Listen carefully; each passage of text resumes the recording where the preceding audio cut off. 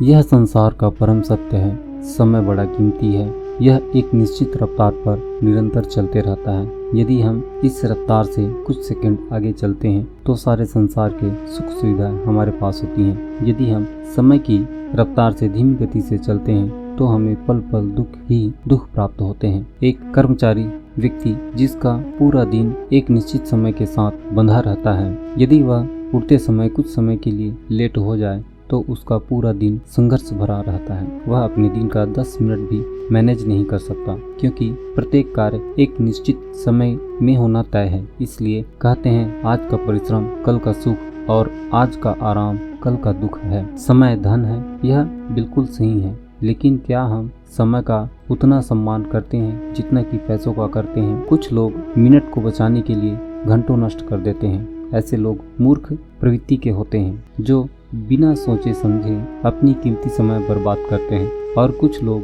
पैसों को बचाने के लिए जिंदगी को खत्म कर देते हैं। ऐसे लोग बेहद लालची एवं कंजूस होते हैं जो पैसों से बढ़कर किसी भी वस्तु को सर्वोपरि नहीं मानते।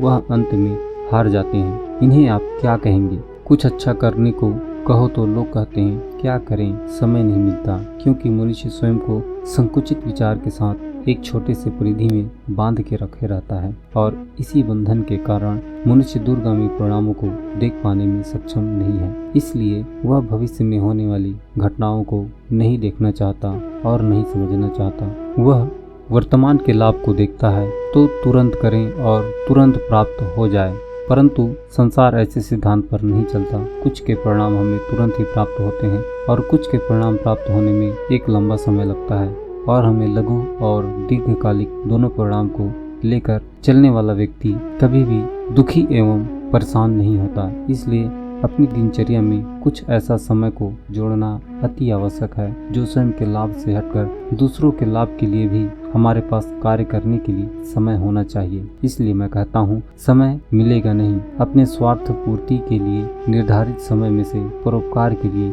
समय निकालना पड़ता है, जिसका परिणाम हमें भविष्य में सुख और शांति के रूप में प्राप्त होता है। अनुभवी महात्मा कहते हैं, जिनके पास सोने की जंजीर वाली घड़ियां नहीं होती, वह समय की सबसे ज्यादा पाबंद होते हैं, इसलिए वो सदा सुखी रहते हैं। परिवर्तनशील समय में जो स्वयं को किसी वस्तु के मोह से बंध कर अधिक समय तक रहता है, उनका प्रारंभिक समय सुखपूर्वक व्यतीत होता है और अंत समय दुख में परिवर्तित हो जाता है। इसलिए प्रत्येक मनुष्य को नदी की धारा के समान निरंतर बहते रहना चाहिए। यदि कहीं पर जल का ठहराव हुआ तो समझना चाहिए जल की पवित्रता नष्ट हो जाती है। ऐसे ही मनुष्य का व्यवहार होना चाहिए। प्रथम बार किए गए कार्य में वस्तु को जानने एवं समझने की जिज्ञासा होती है, और इसका प्रयोग करने पर मन में उत्साह की उत्पत्ति होती है।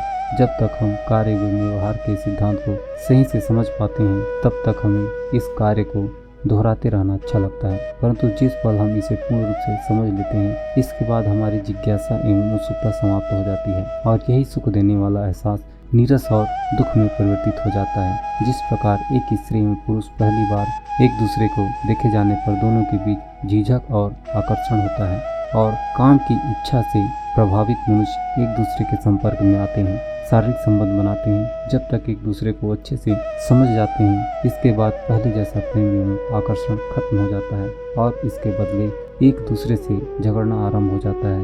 यही जीवन का वास्तविक सत्य है। जो समझ गया सुखी है, जो ना समझा वह दुखी है। इस ज्ञानवर्धक जीवन उपयोगी प्रसंग के लिए एक लाइक, शेयर एंड सब्सक्राइब अवश्य करें, और कुछ त्रुटि रह गई हो तो हमें कमेंट करके बताएं। हमारे इस प्रसंग को ध्यानपूर्वक सुनने के लिए आप सभी का एक बार फिर से बहुत बहुत धन्यवाद।